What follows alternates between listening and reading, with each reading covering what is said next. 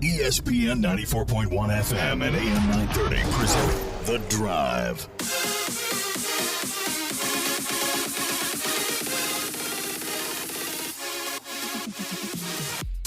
It is Monday, April 19th. Your drive begins now on ESPN 94.1 and AM 930. I'm your host, Paul Swann. You can join the program by calling the White Claw phone lines at 877-420-TALK. That is 877-420-8255. White Claw Hard Seltzer. It's made pure. Coming up today on the program, the head coach of the Conference USA champions for 2020 in men's soccer, Chris Grassie. He joins us here in the next few minutes. Busy weekend from him. Yesterday, the Thundering Herd finished out the regular season 9-2-2, winning its second consecutive Conference USA championship. It was a 2-0 victory over 12th-ranked Charlotte at Hoops Family Field. And so, guess what? Thundering Herd are in the NCAA Tournament. Automatic bid. You get the trophy. Great celebration yesterday. A lot of fans showed up despite the regulations. There were numerous fans there, so people weren't deterred. So Marshall had everything they could possibly do in place, as many fans as they possibly could put in place. And it sure wasn't a full house compared to what it's been, but for what the restrictions are and what the guidelines are, it was a great crowd. And so the Thundering Herd win the Conference USA Championship.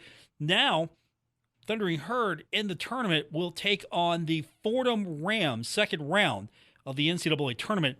Now, it's the second round, but the Thundering Herd, this isn't necessarily a bye here and they're in the second round, because Thundering Herd are in the second round only because there's a play-in round. And the play-in round takes place ahead of this, so the NCAA is calling it the second round. Okay, that's fine. But if Marshall can beat Fordham, and Fordham's pretty good. They're 7-0-2. They won the Atlantic 10 championship with a 2-0 win over George Washington on Saturday, so they're really good as well. So this is a tough opening matchup, but if Marshall can advance to the third round, there's a potential of playing the number one overall seed Clemson. If you look at this bracket, you have to start scratching your head. Well, wait a minute. The Conference USA champion facing off against a tough first-round opponent, and that's fine because there are not that many teams in the tournament, so everybody's going to be tough. But the Conference USA champion, ranked number 9, top-ranked team for the majority of the year, taking on the number 1 overall seed Clemson in the third round if Marshall should advance. And you look at Conference USA, Charlotte, not to say North Carolina is an easy opponent, but Charlotte gets North Carolina. And then if Charlotte advances, there's the potential of playing Stanford. You could take on Denver or UNC Greensboro because that's a play-in game to get to Stanford. So Charlotte can face off against some tough opponents, but not Clemson tough. And then Kentucky will face off against New Hampshire with the potential to play either future Conference USA member Coastal Carolina or Wake Forest. Wake Forest, number 5 seed. But Marshall's the Conference USA championship, and those teams, it seems like maybe on paper got the better draw because Clemson's going to be tough. Clemson's going to be a tough out in the tournament. But Chris Grassie earlier today, when I talked to him, talking about, look, we're in this to play for a national championship. So somebody's got to get beat eventually at that level. So bring them on is basically the impression I got from him. We'll talk about that later with the coach. He's going to join me live here in the next few minutes. But, of course, that question I asked him earlier today during his Zoom after the selection show, and you can listen to that at your leisure on my Twitter feed. I've got the video posted right now of him answering that question at Paul Swann. And, of course, I post things like that all the time. If you would follow me on social media at Paul Swann, you can find out if I've got guests coming up on the show. You can get links to the podcast. Anytime something's going on with me or the show, you can follow along again on Twitter. So we'll hear from Coach here in the next few minutes. Later on in the program, we're going to go back this weekend and look at what happened in spring football. The Thundering Herd beating the Thundering Herd. Now, I started calling it the green and white game, and of course, I had to pull back from that. It wasn't the green and white game. It was the Marshall Spring game. Marshall Spring football game is the official wording of this thing. And the reason being is because one team wore green, one team wore black, so you really can't call it a green and white game. It's the Marshall Spring football game. And Grant Wells finally started to find some success in that second half. We saw the emergence of Shahid Ahmed, and he looked pretty good. I mean, a couple of touchdowns. Marshall in the green beats the black squad 34-10. There were 5,581 fans at Jones C. Edwards Stadium. And for the most part, everyone went home happy. Marshall gets the much-needed excitement boost in spring football that will carry over now. So hopefully for the Thundering Herd, that's going to translate into season tickets. That's going to translate into people showing up, supporting the program. It was important. Put your best foot forward. And for a while, it looked kind of, wow, I don't know. The defense definitely looked ahead of the offense. And we'll talk about that later. We've got Coach Huff's comments from earlier this weekend, so we'll hear from him. As I mentioned, we're going to hear from Coach Grassie. After we talk to Coach Grassie, we're going to get your phone calls in, 877-420-TALK, 877-420-8255. So we'll talk to Coach when we continue. Later on, we'll hear from the head coach of the Marshall football team, Charles Huff, on what he thought over the weekend after the spring game concluded. That's all coming up on today's edition of The Drive on ESPN 94.1 and AM 930. We're taking Paul Swann everywhere. Download or subscribe to The Drive with Paul Swann on Apple Podcasts, Spotify, or wherever you get your podcasts. It's been a fun couple of days for the Marshall soccer program. Thundering Herd winning the Conference USA Championship on the home field at Hoops Family Field against number 12 Charlotte. You win that matchup 2-0. Then you go into today. This afternoon was the NCAA selection show, an event at the Cam Henderson Center. Marshall's soccer program looked onward as the pairings were announced, and we didn't have to wait long. We found out when the Thundering Herd would play, the opponent, and what the rest of the bracket looked like. And to tell us more about a very fun and busy weekend is the head coach of the Marshall soccer team, Chris Grassie. And Coach, first of all, again, want to reiterate, congratulations, back-to-back. It's hard to do it the first time. It's probably even harder to do it the second time. Yeah, thank you very much. Yeah, it was very much a more difficult task this year. Teams played completely differently against us. You know, we had to earn that respect in 2019, and now we had it. And so we had the team's best efforts, and we had a more defensive approach from teams. So it was a little bit more difficult, yes, for sure. So you win in front of the home fans. That was probably, I'm sure, a treat for you. That wasn't the case last time you played for the conference championship, neutral location. But this year, the way the schedule worked out, no tournament, the schedule set up beautifully for you to play Charlotte, the team you like to get after the most, for the right to be called champion. And I'm sure that had to be even more exciting for you than the first time when you won it with the team. Yeah, sure. I mean, it was. I think, for me, it was interesting because playing Charlotte at home, we kind of, we've been talking about it for months, right? That this was going to break down to the championship game. And once they beat Kentucky and then we beat Kentucky, it looked like this was going to be this was definitely going to be a championship matchup. But for me, it was more exciting last year. I think, the first one is the hardest. And the second one now, it's not less sweet. It's just, our goal is set higher. This was a rung on the ladder we've already accomplished. And so we just had to do it again. And now we've got our sights set on the summit, trying to win that national championship. So that's the next hurdle. So I think as soon as it was done, I was more looking to the next games as opposed to celebrating the championship.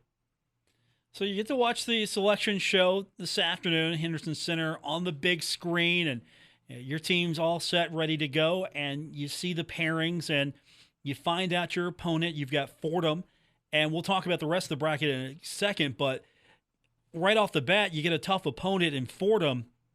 what are your impressions now you've had a few hours to start thinking about your opponent, and what can you tell us about Fordham? Yeah, I think Fordham are very similar to sort of FIU in our conference. Similar style to Charlotte. They're going to play, pretty direct.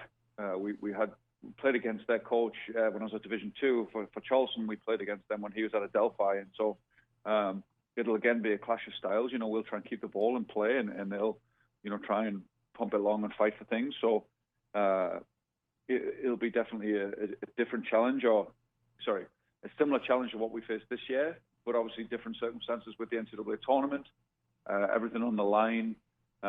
It'll be tricky, so we're going to go in as prepared as possible. And, I think we've played enough teams like that this year in the conference where we can just, tell them what's going to happen, tell our guys what's going to happen, but we can focus on us. We can focus on our strengths. We can focus on, correcting a couple of our weaknesses, and really worry about our game, because I think if we play our game to our best, the best of our ability, we'll win. Chris Grassie joins me, the head coach of the Marshall soccer program, the Thundering Herd, winning its second straight Conference USA title. Automatic qualifier to the NCAA tournament, will face off against Fordham. And you can't look too far ahead. I can, but this was one of the questions that was asked of you from multiple members of the media as we all joined the Zoom earlier, is you look at where you're at in the bracket and you look ahead. If you're a fan, you see number 1 seed, overall seed, Clemson, and it feels like maybe Marshall didn't get the respect it should, because this is a tough draw in comparison to some of the other Conference USA teams. And not to take away anything from their opponents, but it feels like you got the tougher draw here, and you're the champ. Yeah, no, we definitely got the toughest side of the draw. You've got number 1 seed Clemson, you've got reigning national championships, national champs Georgetown on our side of the bracket, but we're happy about it. I mean, it doesn't matter. You've got to beat the best. If you want to be the best, you've got to beat the best. And so give us Fordham, let's focus on Fordham. And then after that, if we beat Clemson, technically the number 1 seed has the easiest side of the bracket. So if we beat them, then we get that advantage. But we're excited. I mean, it could be a great year for Marshall soccer. We really back ourselves. We're really confident, and I've got tons of respect for Mike Noonan at Clemson and the job he's done. And I've got a soft spot for him from back when he was at Brown. And I think facing a team like that, if we're lucky enough to get past Fordham, I mean, it's what we want to do. We want to play against the best teams, and then when you beat them and you beat the reigning champions, nobody can hold it. Nobody can say you had an easy side of it. Nobody can say, "Hey, well, it was a COVID year and it wasn't a real championship." When you're playing all the best teams to win it, that makes it even sweeter, and we're confident that we can do that. So it doesn't matter. We play anybody in the country, anytime, anywhere. We want to play them and prove that we're the best. I was going to say that for some coaches, and I'm not criticizing any coach, but some coaches, they might see this as, okay, hey, maybe you're overlooking us a little bit. You're like, okay, just put us right there. We'll take on Clemson. We'll take on anybody, no matter when or where. We'll just play you, and we'll see how it shakes out. For a lot of fans, that's refreshing. They love that, because you're wanting to go out and prove that Marshall soccer is the best. And how do you improve Marshall soccer's the best? Well, you take on Clemson, and you take on Georgetown, and you take on anybody, anywhere. Yeah, no, 100%. I mean, that's the line from the movie The Matrix, where he's talking about the agents. They're standing in the way, they're locking all the doors, they're blocking all the doors, and somebody somewhere has to take them on. And if, we're from a mid-major conference, and if we want to be with the elite, with all the Power 5 schools, you're going to have to beat them. You're going to have to beat them. And let's, everybody's at a neutral site, so it makes it, a little bit fairer. And we just go in and we play them. And if we're playing them in a parking lot, or we're playing them on a, grass pitch or a field turf pitch, or, whatever it might be, we'll play anywhere, anytime, and we'll try and win the game, and that's what we need to do. And I think we're very confident in our ability to do so. And, we've been very focused one game at a time. this season, so we'll put all our attention to Fordham. We won't think what's going to happen next. Obviously, we, as a staff, have to make plans for scouting. We have to make plans for travel. We have to make plans for the logistics of it. But in terms of the focus of the team, it's going to be Fordham, and then it'll be whoever wins the next game will play them, and we just don't care. So, we believe we're the best. We believe we can beat anybody. If we play the way we can play, we can beat anybody. I mean, it is a kind of a fact of it. Obviously there's some other good teams as well who feel the same way, who feel like they have a great team, and some of them rightfully do, and so there should be some teams that feel really confident going in, but we are one of the teams that I believe realistically we have a legitimate shot at winning it. So can't wait for 2 weeks to get here. Chris Grassie joins me, the head coach of the Marshall soccer program, the Thundering Herd, facing off against Fordham. And you mentioned a couple of weeks from now, that's when it will take place. You're going to be in sort of a bubble situation. You're going to be in a neutral location. It's pretty much going to be play, practice, hotel room. Is that, in a nutshell, the gist of what your experience is going to be? I think so. I don't, with us playing, we're an hour or so away from Kerry for the first game. So I don't know what the situation is going to be, whether we're going to have to change hotels. We'll take it as it comes.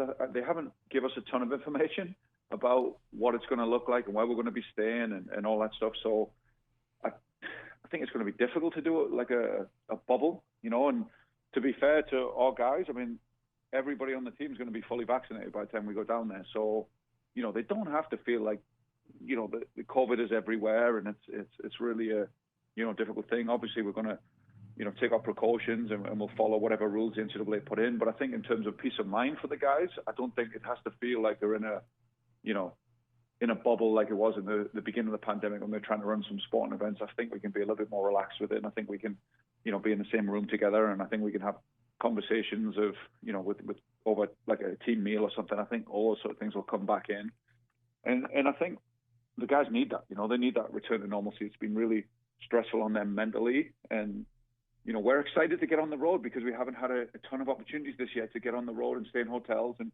do like normal team things. And so this could present us with a fantastic opportunity to do that safely with us all being vaccinated. I think it's going to be a great experience for us, and one that will probably feel like the bonding experience that we usually have in preseason in a normal year.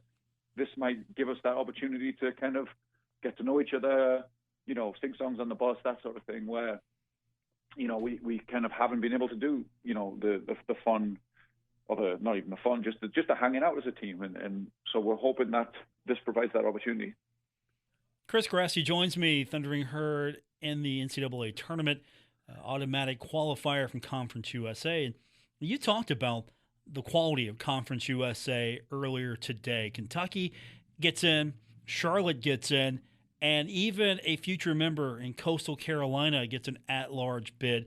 So right there, you have 3 official members and a 4th one coming, all in the NCAA Tournament. Conference USA really making a name for itself in how good of a soccer league it is. I mean, there are other leagues that maybe just got 1 bid. I mean, you, as part of Conference USA, you're part of a league that got 3 bids. Yeah, and look, that's been something I think that we've worked really hard on since I got here, was trying to be a collective group, because the ACC dominates soccer, right? But they do it through its publicity, it's sort of social media, it's being on the right committees, it's obviously they have great programs and storied programs, but we're always fighting against almost propaganda of how great they are, and they deserve that, and they definitely fight for that position. But I thought for us as a conference, unless we work together, to the outside world, we have to show one front. We have to push Conference USA soccer because we have some great teams in here. But if everybody goes by themselves, and we don't make decisions in the best interest of the entire conference, then we'll never catch up. And the Big East were overtaking us, and they were working together strategically to push the conference. And then when you're inside the conference, obviously, we don't get along with Charlotte for 90 minutes on the pitch. We just don't like each other. It's terrible. But outside, I've got nothing but respect for the program that they put together, the success that they've had. They deserve that. They're a great representation of Conference USA. They do well every year. So fair play to them. So we can hate each other for 90 minutes, and within the league itself, we can fight tooth and nail to win that championship. But outside, we have to be happy for each other. We have to push each other. We have to support each other, and we have to make decisions that are in the best interest of putting 5 or 6 Conference USA teams in the tournament regularly, and that's how we become the soccer powerhouse. Chris Grassie is my guest. Chris, of course, the head coach of the back-to-back Conference USA champions in soccer. The Thundering Herd will get set for Fordham, then hopefully on your way to the national championship. It was fun. It was fun yesterday. It's definitely something that deserves a lot of credit for you, the players. I mean, you mentioned it's not just you; it's the players as well, and you've got a really good group of kids who have bought in and who have really become I think, some of the most active members of the Marshall community. Yeah, it is a terrific group of players. And I think I also, want to point out my staff. I've got this young staff, all around sort of 30 years old, and they're all just hungry to learn. They're all I just look at them as like young experts. They're really passionate about it. They're really dedicated. They really, know their stuff. And there's this environment, with all the assistant coaches, strength and conditioning staff, who they kind of create this fantastic growth environment. And I think the players do the same. They buy into it. We have a couple of slogans that we put up, but one of them is that if you want to, play faster, if you want to create faster play, you don't train the feet, you train the mind to think faster. And I think that's the kind of environment that we try and create. We work out a lot on humility, on growth mindset, on being coachable, on how to take information, how to take criticism and develop. And I think that the sort of staff and the players do a great job of just kind of making that a sort of continuous growth process as opposed to just a one and done. And we're always willing to learn, and we're always willing to, challenge ourselves and grow. And I think the group that we have, especially around me with those assistant coaches, it's not a yes environment. I mean, Josh and Petter very rarely tell me yes. They always have a counterpoint or an argument. And we always end up with a well thought out decision because it is, guys who know their stuff and who are willing to speak their mind. And, when we go to the players, we present it and we allow the players freedom to talk to us. And if they have a problem with something, they tell us, and it's one of the things I love about coaching men. And one of the reasons that, I don't coach too much youth is it's just, that environment of a bit of give and take and being able to speak your mind. And I think that's been one of the keys to success here is just having that open dialogue and that growth mindset, but also sort of contentious arguments about your point, and doing it in a respectful way and learning how to articulate, some of your desires and some of your questions has been such an important part to this. Is there anyone on that squad of yours that stands out above? It's very hard for me to put a finger on anyone individually on your team and say that's the standout among the standout. Is that by design, or just you're fortunate that you have so many quality athletes and quality individuals that you really can't single one or two of them out? Yeah, I think that's definitely it's definitely the environment. It's difficult to say that this guy should be a pro when there's 10 other people who are at the same level, and I think a guy like Vitor Diaz, right, who has got a lot of press this year and will win a lot of awards, is, he's played well within the system and he's got the goals when others haven't, and it's kind of in the stats-driven way that people on the outside will look at it. He's the one who can take the plaudits for the team. I think with Ollie in goal with the shutouts, or Nate and Colin at the back, it's easy for them to take the plaudits because of the stats. But as a group, this group is very, very even from top to bottom, and the quality is, sort of rampant right throughout the team, and it's very balanced in terms of where our strengths are. So if we all have to muck in and defend, we can all do that. If we need somebody to pop with the goal, it might be Jan Erik from the defensive line who might score, or it might be, Vitor from the midfield, or it might be, Pedro playing. When Pedro scored, he was playing as a defensive midfielder. So the talent is there on the team, and you're right, it's very much like a group of equals. Joining on the program, the head coach of the victorious Conference USA champion, Marshall Thundering Herd, back-to-back soccer champions in Conference USA, off to the NCAA Tournament here in a couple weeks. Coach, again, congratulations. Fantastic to be able to talk to you about this. And before I let you go, completely different topic off of Marshall athletics. Completely different. First of all, kudos to you for dropping a Matrix movie reference into the conversation. So kudos there. But in a nutshell, explain to me all the furor over the Super League. What is going on? Because my timeline on social media has been filled up with nothing but Marshall Soccer and Super League. Oh, I mean, the Super League is a travesty. I can try and explain the politics, at least as I understand them. But what's happening is the new owners, who are business people, first and foremost, of the so-called big six clubs in the UK, though Arsenal don't have a right to claim that anymore. Spurs haven't won anything ever, so I don't know how they can claim that. But in terms of the teams that circa 2017 were at the top of the money list in the UK, have got together with an almost bankrupt Barcelona, who are over $1 billion in debt, Real Madrid, who are in debt, Juventus, who are in debt, AC Milan are in debt, and they've tried to form this Super League backed by JP Morgan, who are going to finance the whole thing to basically quadruple or triple their income from the Champions League to play in this specific Super League, European Super League. I don't think they can call it Super.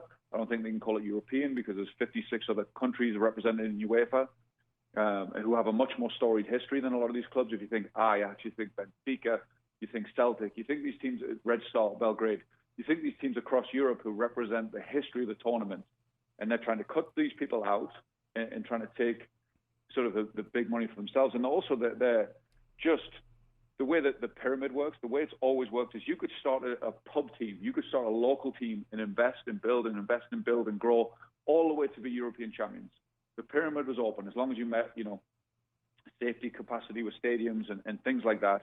As long as you grew in a sort of organic, natural manner, you could go from nothing to the top. And there was promotion, relegation. There's always sort of no safety net for you. You can get relegated. If you don't perform well, you can go down. And these teams just want to throw that out the window. I think it's disgraceful. It's just greed.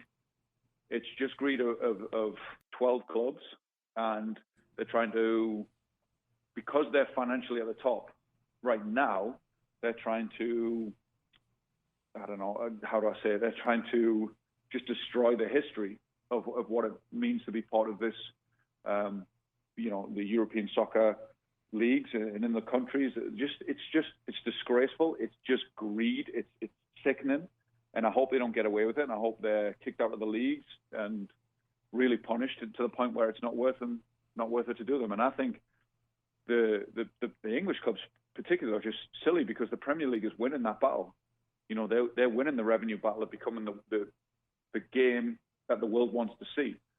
And so that Spain, Barcelona and Real Madrid have run themselves like with their own TV rights but they're massively in debt. Whereas English clubs are more, the six English clubs are better run and they have more money and more stability, and they're giving all that up to try and do the model that hasn't worked for the Spanish club. So I think it's greed. I think it's sickening, and hopefully it doesn't happen. That is the best explanation that I have heard or read all day long, Coach. I appreciate you because I'm sitting there going, what is this about? And you succinctly put it in a great form for me and everyone else to understand. I thank you for that. Well, I'm glad I could help. I hope I got it right there. I obviously don't know. I'm not privy to all the information, but from what I've read, that's what I can gather. Congratulations once again, Coach. It's been a fun ride so far. Can't wait to see what happens next, and we'll have you back soon. Good luck as you get ready for the NCAA Tournament. Thanks, Paul. Chris Grassie, head coach of the Marshall soccer team, and against the European Super League. Serious. That was my social media timeline today. It was Marshall soccer, because I follow a lot of Herd fans and a lot of Herd media and others. So Marshall soccer, and I follow a lot of sports outlets. So Super League. It's like the Twitter algorithm today was like, Paul, you're going to see nothing but soccer today. And so this is what I've been looking at all day. Well, what is the Super League? Now, this wouldn't be a bad idea. Everyone hates it. Well, why does everyone hate this? Coach Grassie pointing it out. Like that little dig there. He wasn't having it with a couple of those teams. Coach Huff, how'd he do this weekend? We're going to find out when we continue. Marshall Spring football in the books. We'll talk about it here on ESPN 94.1 and AM 930.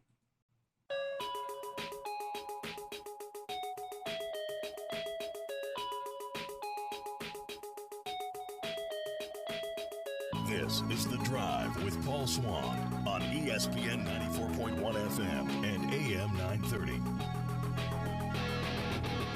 Welcome back to the Monday edition, The Drive on ESPN 94.1 and AM 930. Paul Swann, your host, our producer this afternoon, Nick Verzolini. Saturday was a busy day for the Thundering Herd across many fronts.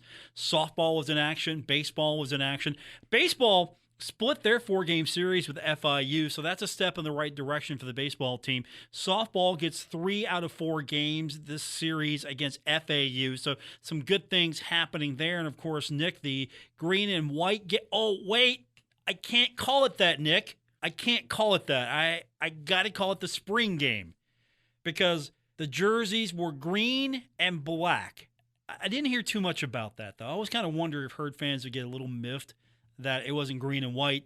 I've seen a few people mention, hey, white's a color of the school, not black. It's green and white. So luckily we didn't have too much of that. And the one thing I was probably going to be most worried about, Nick, was Grant Wells. 3 of 13 in that first half. I'm sure if that second half he didn't look good, we might have had a different show today. But instead, he looks a lot better in that second half. And Coach Huff talked about his performance in that second half. It was a rough start. It really was. I mean, again, you go 3 and 13. That's not what you're wanting to show when you're trying to retain or fight for your job. Coach talked about Grant and how he performed after that 3 and 13 start. Probably saw in the first half or first quarter, whatever you want to look at it, he was probably a little bit juiced, a little energy, a little jittery. Obviously with some different O-linemen in there. Not the group that he's used to for the last 13 or so practices. But what I think, if you look, what you really saw is he settled down big time in the second half and was able to make some plays. And that's what you want from your quarterback and your leader, and with a limited play selection, there were probably some things that we could have done if we were truly game planning that would have gave him the ability to get the ball out quicker. We would have ran the ball a little more. I didn't want to turn it into mud ball where all of a sudden we got linemen getting mudded up. So I limited the amount of runs that they could run as far as how many times. But I do think what you saw Grant able to do is kind of settle down and take control of the troops. I think for the first time all spring, I probably saw him smile towards the end of the second half, which was good. I didn't think he liked me when I first got here, but I think we're okay now. But no, I think what you saw is what you see from a true leader. A true leader is able to kind of settle in and start to get into a rhythm. And that's what I think he did as the day went on. I think one of the standouts we saw on the field, and you're going to start learning his name a lot more, is Shadid Ahmed. He had a pretty good performance, and Coach talked about his progression throughout spring. And Shadid has been phenomenal. He's worked his tail off. But what you saw today is kind of what we saw throughout the spring. There were some very explosive plays. He's got an unbelievable skill set. He's got good twitch, good body and balance control. He's fast. But the consistency, and I think you guys haven't seen it, but I got a chance to see him grow as a wide receiver. But more importantly, he grew as a competitor. There were some balls earlier in spring where he would just kind of jump, and if it didn't catch it, didn't catch it. And as the spring went on, he started fighting. And I think you saw a little bit of that today. He started fighting for an extra yard. He started fighting for position. And I think that's what he's going to have to do. Corey goes down, with a hamstring, tug there. He's going to be fine, but he went down. So now we got to have those guys step up, So to me, this game was bigger than just the game. It was a great example of what we're going to have to do throughout the season to get to where we want to be. One thing is for certain, Coach, when talking to him on Saturday, you could just tell he's excited. He's really excited. He's got some depth at defensive lineman. He's really up on that, and he talked about that with the media on Saturday. Yeah, it's been a really good group, and they kind of feed off of each other, and I'm excited to actually get them all on the same sideline, because now you're taking, instead of rotating 5 guys or 6 guys, you're rotating 8 or 9, and how much better can we be when they're fresh and guys are in certain situations. But it's been a common theme this spring. Our O-line has gotten better because of our D-line. I think those guys have done a really good job of competing. I would probably say from a consistency standpoint, they've been really good. That's kind of been the mode of all spring. They've been making some plays, and it's been multiple guys. That's what you look for, not just one guy who's making a lot of plays. It's been multiple guys, which is good. It gives me a lot of confidence that we'll be a good defensive front, which you got to start stopping the run. And finally, talking to Coach on Saturday, one of the things that was asked of him, just to talk about what happens now. So what's the next step? After this is all done, you start breaking that film down, right? You start making plans for the fall. What's the next step after the spring game? So our players have not been able to go home due to COVID for it's about a year since all of them have really been able to take some time and go home. Obviously, some of them have been able to get home because they're close. But we're going to send our guys home for the month of May and give them time to kind of recharge. And what we're going to do as coaches in that month is we're going to attack this recruiting, with the new rules that are coming in. We're going to attack this recruiting from a recruiting standpoint of getting to know all of these recruits that are in the area, figuring out when they're going to get here to campus, figuring out when we're going to get them in camp. Then we're going to start, throughout the month of May, we'll go back and we'll do all our spring cut-ups and clean up. Okay, what plays can we really run efficiently? Both offense, defense, special teams. Then we're going to start breaking down our opponents. We'll start going through the schedule and getting a pre-breakdown. So when our guys come back in June, we've already got spring cut-ups and corrections ready for them. We've already got some pre-season work on our opponents so they can start thinking about that. And then obviously, as we move deeper into it, we'll be able to get into the recruiting and camps and all that in June. So a good overall spring game for the Thundering Herd. You got a chance to see a little bit, not the complete package, but you got to see a little bit of what's going on with the football program under Coach Huff. And the green beats the black team. Guess what? If you're on the green team, guess what you're eating right now? Steak. You're eating steak right now. And if you're on the black team, you're eating hot dogs and beans. Coach Huff tweeting that out, or at least putting that out there in the Herd football camp. That it's steak for the winners, hot dogs and beans for the losers. Everyone's happy, though. That's how it used to be. I mean, you would get, like, if you won, you get, like, the really good meal. And if you lost, you didn't get the good meal. Not to say, look, I'm down for hot dogs and beans. But steak? I mean, what would you rather have, Nick? Steak or hot dogs and beans? If you could only eat one, which one would you have? That would be steak for sure. Right? Yeah, grilled. Medium well. I mean, what do you like a little bloody? What do you like your steak? Medium. Medium, okay. Medium, that's fine. Get a little steak, a little like AM1 sauce on it, a little bit there. Sometimes. Okay. I'm trying to pull it out of Nick. I got you like for a week and a half, man. I'm going to pull it out of you eventually. Nick Verzolini, our intern and our producer this afternoon. Paul Swann, your host. Thanks for tuning in. We're going to wrap it up when we continue with today's edition of The Drive on ESPN 94.1 and AM 930. You're listening to The Drive with Paul Swann on ESPN 94.1 FM and AM 930. We're wrapping up today's edition of The Drive here on ESPN 94.1 and AM 930. Paul Swann, your host. Thanks for tuning in. We'll be back tomorrow to do it all over again. And if you can't be with us tomorrow or any day, you can always download the podcast of the show. We're available on Apple Podcasts, Spotify, Stitcher Radio. If I've named something and you don't have it, but you get your podcast somewhere else, we're probably there too. So wherever you get your podcast is where you're going to find The Drive with Paul Swann. So I appreciate everyone who listens to the program live or on our many, many different ways for you can listen to it on demand. And it was a fun show today with Chris Grassie. Appreciate him for coming on. Thundering Herd, very busy weekend and for the most part, very successful. Good stuff with baseball, good stuff with softball.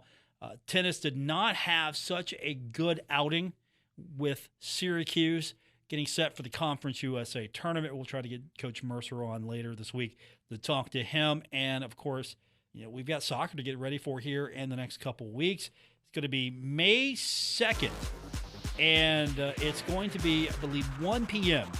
is the latest info on that. It's a 1 p.m. kickoff, May 2nd, in Wilson, North Carolina. We'll have more information as made available to us. That's going to do it for this edition. I want to thank our producer, Nick Berzolini. We're losing you here at the end of the month. Losing Nick at the end of the month. I don't know if we're going to throw a goodbye party or just throw you out. I don't know which is going to happen yet, but we'll figure it out. For Nick, I'm Paul Swann. Thanks for tuning in to today's edition of The Drive.